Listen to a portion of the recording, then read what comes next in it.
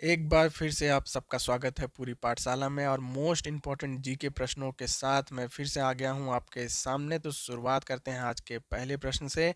गंगा किस स्थान पे भगीरथी और अलकनंदा नदियों के संगम का परिणाम है? देखिए, यहाँ पे सीखने लायक बहुत सारी चीज़ है। पहला तो है कि गंगा जो है भगीरथी और अलकनंदा नदियों के संगम से बनता है। पहला जवाब यही हो गया, यानी पहला पॉइंट ये आपको याद रखना है। लेकिन कहाँ मिलता है पूछा जा रहा है, तो ये देवप्रयाग में मिलता है। कौन? गंगा मिलता है भगीरथी और अलकनंदा के मिलने से देवप्रयाग में। एक क्वेश्चन और पूछा जाता है कि देवप्रयाग है कहाँ भाई? तो देवप्रयाग जो है ये जो है आपका उत्तराखंड में है। उत्तराखंड में है, ये याद रखिएगा। और उत्तराखंड में भी कहाँ है? तो ये उत्तराखंड में टिहरी गढ़वाल जो है, टिहरी गढ़वाल जो है ये एक जिला है, वहाँ पे स्थित है। तो गंगा भगीरथी अलकनंदा देवप्रयाग उत्तराखंड के टिहरी गढ़वाल में। चलिए अगले प्रश्न की तरफ बढ़ते हैं। और आप लोग पूछते हैं कि ये एसएससी के लिए है या रेल के लिए। तो भाई आप एसएससी कर रहे हो, रेलवे कर रहे हो, या फिर कोई भी स्टेट एग्जाम कर रहे हो, भारत का कोई भी एग्जाम कर रहे हो, तो बहुत ही ज़्यादा इंपॉर्टेंट प्रश्न है सभी एग्जाम के लिए। हिंद महासागर का सबसे बड़ा द्वीप कौन सा है? देखिए कौन सा है, मेडागास्कर है। और ये याद रखिएगा, हिंद महासागर का सबसे बड़ा द्वीप है। स्वतंत्र भारत के पहले विधि मंत्री कौन थे? विधि का मतलब क्या है? कानून मंत्री कौन थे? आपको पता होगा, बी आर अम्बेडकर थे भारत के पहले कानून मंत्री। और एक चीज और पूछा जाता है कि अम्बेडकर जी का जन्म कहाँ हुआ था? तो ये मध्य प्रदेश में हुआ था। और मध्य प्रदेश में माहू नाम के एक जगह में इनका जन्म हुआ था। ये भी इंपॉर्टेंट है। तो पहले कानून मंत्री थे अम्बेडकर जी। संविधान के पिता के रूप में भी इनको जाना जाता है। सट्टेबाजी और जुआ को भारत के संविधान के 7वीं अनुसूची में दी गई सूची में सूचीबद्ध किया गया है। तो कितनी अनुसूची में सूचीबद्ध किया गया है ये पूछा जा रहा है कि ये जो है कौन सी है, संघ है, राज्य है, वैश्विक है या संवर्ती है? तो ये राज्य सूची के अंदर है। क्या? सट्टेबाजी और जुआ राज्य सूची के अंदर है और ये पूछा गया प्रश्न है। अगले आगे बढ़ते हैं। मौलाना अब्दुल कलाम आज़ाद ने अलाल अल हिलाल एक उर्दू साप्ताहिक शुरू किया था। कब शुरू किया था?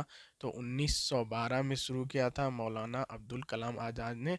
इसमें दो चीज़ याद रखने लायक है कि अल हिलाल जो पत्रिका है इसकी स्थापना की था अब्दुल कलाम आज़ाद ने, और 1912 में। ये दोनों ही चीज़ें याद रखिएगा। वर्धा में सत्याग्रह आश्रम की स्थापना किसने की थी? तो पहला क्वेश्चन तो यही बन जाता है कि सत्याग्रह आश्रम की स्थापना कहाँ हुई थी? वर्धा में। किसने की थी? तो जमुना लाल बजाज ने की थी। और ये एक स्वतंत्रता सेनानी की थी, 1921 में की थी। ये उतना इंपॉर्टेंट नहीं है, लेकिन ये याद रखिएगा। अगला प्रश्न देख लेते हैं। 1908 में मुस्लिम लीग के अस्थाई अध्यक्ष के रूप में किसे चुना गया था पूछा जा रहा है। तो 1908 में मुस्लिम लीग का अस्थाई अध्यक्ष इंपॉर्टेंट हो जाता है। क्यों होता है? क्योंकि 1907 में जो है सूरत अधिवेशन होता है और उसमें जो है कांग्रेस में जो है विस्फोट हो जाता है। विस्फोट होने का मतलब है मुस्लिम लीग अलग हो जाता है, गरम दल नरम दल जो है अलग हो जाता है। तो उसके बाद ठीक 1908 में जो है आगा खां को जो है मुस्लिम लीग का अध्यक्ष चुना जाता है। ठीक है, याद रखिएगा आगा खां को। आगे बढ़ते हैं। पक्षियों द्वारा परागन की प्रक्रिया को किसके रूप में जाना जाता है? तो पक्षियों का परागन की प्रक्रिया को ऑर्निथोफिली के रूप में जाना जाता है। ऑर्निथोफिली, ऑर्निथो ऐसे भी जो है आप परागन या फूलों के लिए यूज होता है, तो इसको याद रखिएगा, पक्षियों द्वारा परागन ऑर्निथोफिली। आगे बढ़ते हैं। डोलोनिक्स रोगिया रिफिन किसका वैज्ञानिक नाम है? डोलोनिक्स रोगिया रिफिन किसका है? गुलमोहर का है। गुलमोहर के फल फल जानते होंगे आप, तो उसका नाम है डोलोनिक्स रोगिया रिफिन। अगला प्रश्न देखते हैं। मानव शरीर का सबसे बड़ा अंग कौन सा है? आपको पता होगा, बचपन में सभी ने पढ़ा है। तो त्वचा है। और एक मज़ेदार बात यह है कि ये 20 स्क्वायर फीट के बराबर होता है। मतलब त्वचा को निकाल दिया जाए, फैला दिया जाए, तो 20 स्क्वायर फीट तक हो जाता है हम लोग का टोटल स्किन एरिया। अब बढ़ते हैं अगले प्रश्न की तरफ। हाँ, तो देखिए क्या पूछ रहा है कि गवर्नर जनरल को किस अधिनियम द्वारा अध्यादेश जारी करने की शक्ति दी गई थी? तो कौन सा अधिनियम था? 1861 का अधिनियम द्वारा गवर्नर जनरल को अध्यादेश जारी करने की शक्ति दी गई थी। पहले ये शक्ति गवर्नर जनरल के पास नहीं थी और ये ब्रिटिश पार्लियामेंट में पारित किया गया था। निम्नलिखित में से कौन सा अधिनियम 1773 के पारित होने का एक कारण था? देखिए इसका मतलब समझिए कि अधिनियम 1773 जो एक्ट है वो क्यों पारित किया गया था, यानी रेगुलेटिंग रेगुलेटिंग एक्ट जो है 1773, इसको क्यों पारित किया गया था ये पूछा जा रहा है। तो इसका आंसर जवाब होगा डबल सरकार की विफलता। आप सोच रहे होंगे डबल सरकार क्या है, तो द्वैध शासन सुना होगा आपने। द्वैध शासन जो है वो फेल हो गया था, उसके बाद रेगुलेटिंग एक्ट 1773 लागू किया गया। और ये किसके द्वारा? क्लाइव का एक प्रयोग था, रॉबर्ट क्लाइव, ठीक है, लॉर्ड क्लाइव बोल दीजिए, रॉबर्ट क्लाइव, जो भी बोलना है, क्लाइव का एक प्रयोग था, तो ये फेल हो गया था। उसके बाद अधिनियम 1773 लागू किया गया, तो इसे याद रखिएगा। 1784 में पिट इंडिया बिल द्वारा पेश किया गया था। देखिए किसके द्वारा पेश किया गया, तो पीएम पिट, प्रधानमंत्री जो पिट थे उनके द्वारा पिट इंडिया बिल पेश किया गया था। और ये मॉडर्न हिस्ट्री का प्रश्न है और इम्पोर्टेंट प्रश्न है क्योंकि पूछा गया प्रश्न है। अगला प्रश्न की तरफ बढ़ते हैं। तो निम्नलिखित गवर्नर जनरल में से किसने भारतीय नागरिक सेवा का गठन किया, जिसके बाद में भारतीय सिविल सेवा के रूप में जाना जाता है? इंपॉर्टेंट प्रश्न है, आपको याद होगा कर्नवालिस जो थे भारतीय नागरिक सेवा के जनक माना जाता है, लॉर्ड कर्नवालिस को। ठीक है, इसे याद रखिएगा। इतना दूर तक आ रहे हैं, मतलब वीडियो पसंद आ रहा है तो शेयर करने में देर मत कीजिए, जल्दी से जल्दी शेयर कर दीजिए, ज़्यादा से ज़्यादा दोस्तों तक पहुंचाइए ताकि लाभ सबको मिल सके। या चैनल पर नए हैं तो सब्सक्राइब भी कर लेना। आगे बढ़ते हैं। किस अनुच्छेद के तहत भारत के राष्ट्रपति संवैधानिक आपातकाल की घोषणा कर सकते हैं? बहुत ही आसान प्रश्न है। अनुच्छेद 356 के तहत संवैधानिक आपातकाल की घोषणा की जाती है जब राष्ट्रपति को ऐसा लगता है कि करना चाहिए। अगले प्रश्न की तरफ बढ़ते हैं और अगला प्रश्न है, भारत के राष्ट्रपति द्वारा उच्च सदन यानी राज्यसभा में कितने सदस्य को नामित किया जाता है? तो देखिए याद रखिएगा, सरल सरल सरल सरल क्या है भाई, तो ये है 79, ये है 80 और ये है 81। अनुच्छेद 79 में क्या है? संसद है। 80 में क्या है? राज्यसभा है। और 81 में क्या है? लोकसभा है। तो राष्ट्रपति द्वारा उच्च सदन में कितने सदस्य को नामित किया जाता है? तो ये बहुत ही आसान प्रश्न है, 12 सदस्यों को राष्ट्रपति जो है नामित करती है। एक और चीज़ पूछा जाता है कि राज्यसभा के टोटल सदस्य कितने होते हैं, तो 250 सदस्य राज्यसभा में होते हैं। फिर से एक बार देख लीजिए, राज्यसभा जो है 12 सदस्य, टोटल सदस्य 250, राज्यसभा से ही राष्ट्रपति जो है चुना जाता है तो वो भी है। और संसद जो है, तो संसद का 79 में संसद, राज्यसभा 80 में और लोकसभा 81 में, तीनों का तीनों याद रखेगा। और इसका सभापति कौन होता है? राज्यसभा का सभापति होता है उपराष्ट्रपति, उपराष्ट्रपति। ठीक है, ये भी याद रखिएगा। आगे बढ़ना चाहिए। 1962 के भारत चीन युद्ध के दौरान भारत के रक्षा मंत्री कौन थे? तो ये थे वीके कृष्ण मेनन। भारत के रक्षा मंत्री कौन थे? वीके कृष्ण मेनन। और ये इंपॉर्टेंट क्वेश्चन है, बहुत बार पूछा गया है, याद रखिएगा। राज्य पुनर्गठन आयोग का गठन कब किया गया था? कब किया गया था? तो ये 1953 में राज्य पुनर्गठन आयोग का गठन किया गया था। फजल अली का संबंध इसी से है। हाल ही में कैबिनेट द्वारा ये इग्नोर करते हैं। आगे बढ़ते हैं। एक नदी की युवा अवस्था के दौरान कौन सी प्रक्रिया होती है? तो नदी की युवा अवस्था के दौरान कौन सी प्रक्रिया होती है? तो ये जो है नदी का जो है गहरा हो जाना होता है, कि नदी ज़्यादा गहरी हो जाती है। और ये जो शुरू में है ये वी शेप बनाती है, वी शेप घाटी का निर्माण करती है, वी शेप की घाटी का निर्माण करती है, नदी ज़्यादा गहरी हो जाती है युवा अवस्था में। ठीक है, अगले प्रश्न की तरफ बढ़ना चाहिए।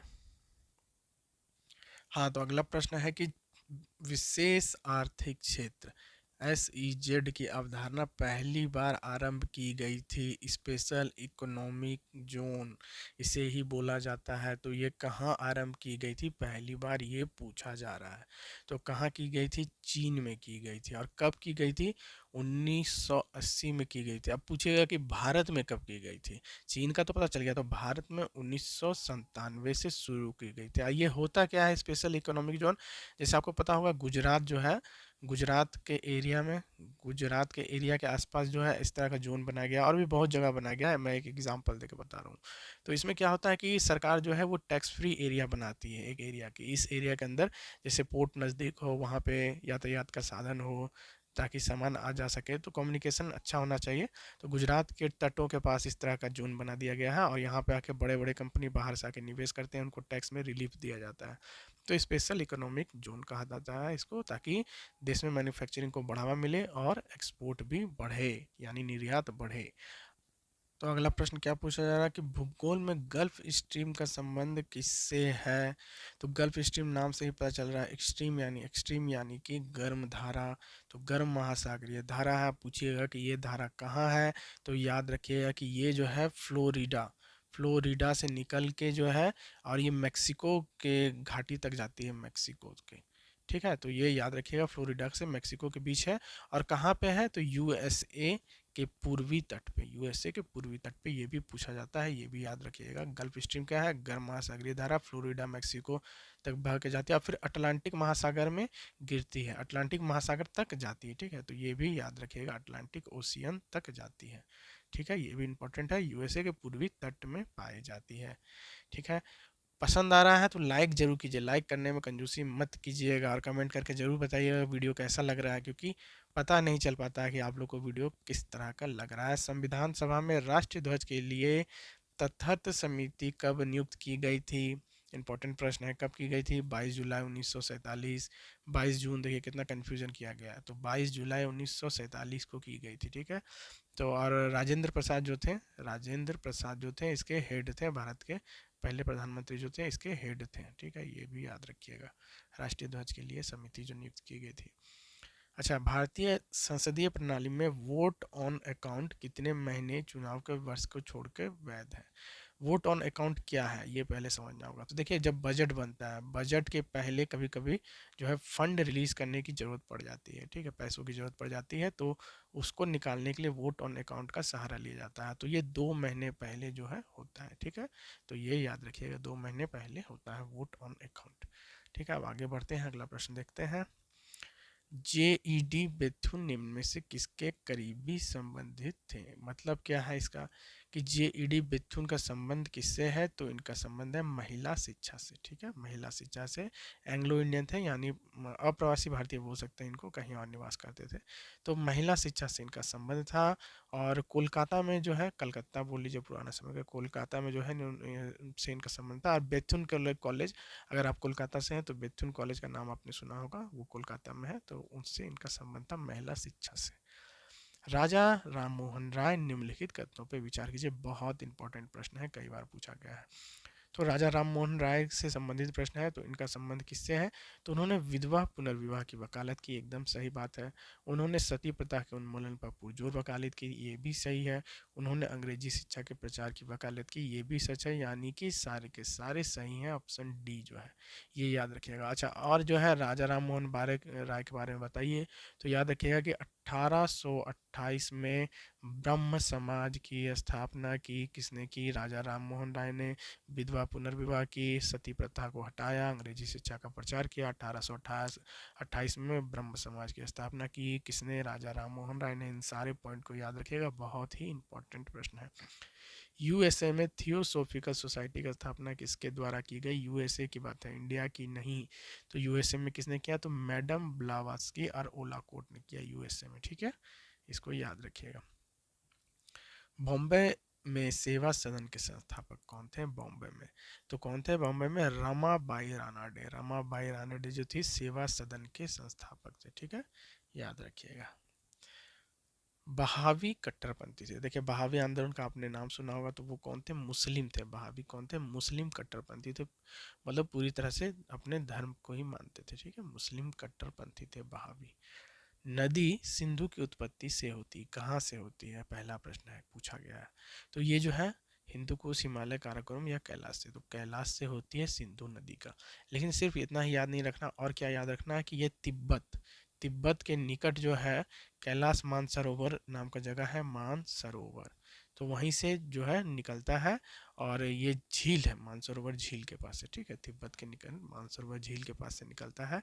और ये जो है पाकिस्तान में लद्दाख, भारत के लद्दाख से बहते हुए पाकिस्तान में एंट्री करता है। अब पाकिस्तान में होते हुए इधर से देखिएगा कि भारत का ये जो एरिया है, तो इधर से बहते हुए पाकिस्तान में एंट्री करता है। फिर पाकिस्तान का एक बंदरगाह है जिसका नाम आपने सुना होगा कि कराची बंदरगाह, कराची बंदरगाह से होते हुए अरब सागर में चला जाता है। तो ये सारा का सारा पॉइंट जो मैंने बताया सब इंपॉर्टेंट है। सिंधु नदी कहाँ से निकलती है? कैलाश रेंज, तिब्बत, मानसरोवर झील के पास पूछा जाता है, इंपॉर्टेंट प्रश्न है। लद्दाख से होते हुए पाकिस्तान में घुसती है और ये कराची बंदरगाह में होते हुए अरब सागर में मिल जाती है। तो ये था आज का आखिरी प्रश्न। कैसा लगा जरूर बताइएगा। चैनल पे नए हैं तो सब्सक्राइब कर लीजिएगा, शेयर जरूर कर लीजिएगा। शेयर करने में कंजूसी बिल्कुल भी मत कीजिएगा। आपके पास इतने अच्छे अच्छे और इंपॉर्टेंट प्रश्नों को लेके आ रहा हूँ। फिर आपसे मिलता हूँ नेक्स्ट वीडियो में। तब तक के लिए आप सबका दिन शुभ हो और जय हिंद दोस्तों।